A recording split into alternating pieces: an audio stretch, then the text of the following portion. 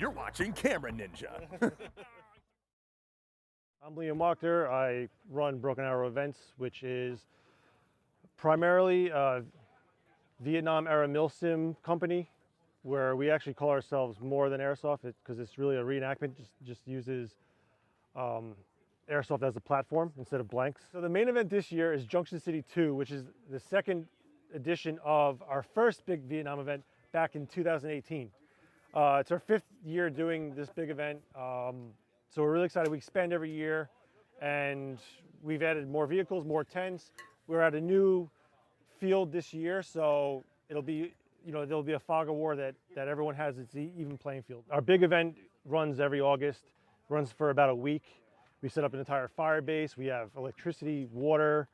We have a full kitchen, so we feed everybody. And yeah, guys get up there as early as a week before, and it runs nonstop, 24/7. The minute you step out of your car in the parking lot, you're in 1967 or 1968, whatever year we're doing.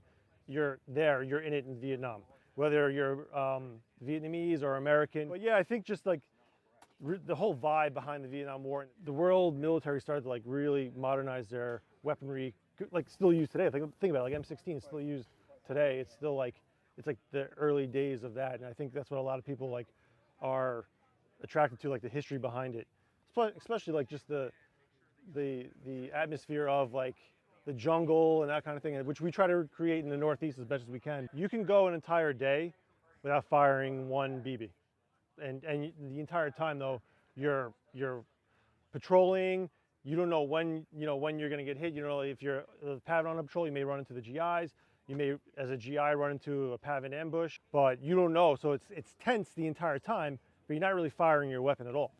Or, I mean, when you are, the firefights they're quick and they're intense, and then it's just back to patrolling again or returning to base and regrouping, refitting, hydrating, whatever like a soldier would be doing during the 1960s in Vietnam. The trucks are actually used to transport all of our logistics, like all the supplies and logistics. So we have about 20-something canvas tents, like GP smalls and GP mediums, that need to be transported. This year we're transporting them almost 300 miles.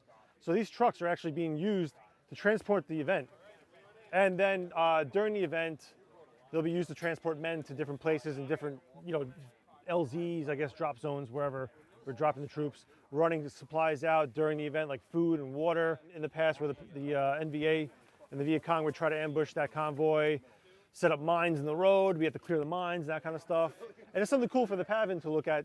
I keep on saying PAVN, but the NVA and the Viet Cong, it gives them something organic to follow. Like, they don't know which way those trucks are going to come. They don't know which roads they're going to use. So your gear needs to be about 95% correct. And the 5% is stuff that like maybe just needs to be like given leeway on, but for the most part, like you need the correct rifle, you need the correct uniform, facial hair, it needs to go. There's grooming standards that we have. Everything needs to be period correct. But if you are looking to get started, like we have everything to help you along the way. Like we have a buyer's guide that gives you links to everything you need to pass inspection. We have like the cheap options or the more expensive and proper items that you can get. So we run one-day green versus tan events actually here at Zulu as well, called Steel Cog.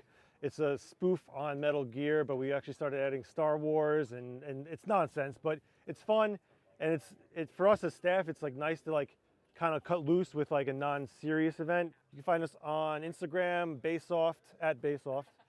Our website is brokenarrowevents.com or BAE We have a YouTube channel. We're trying to put out content.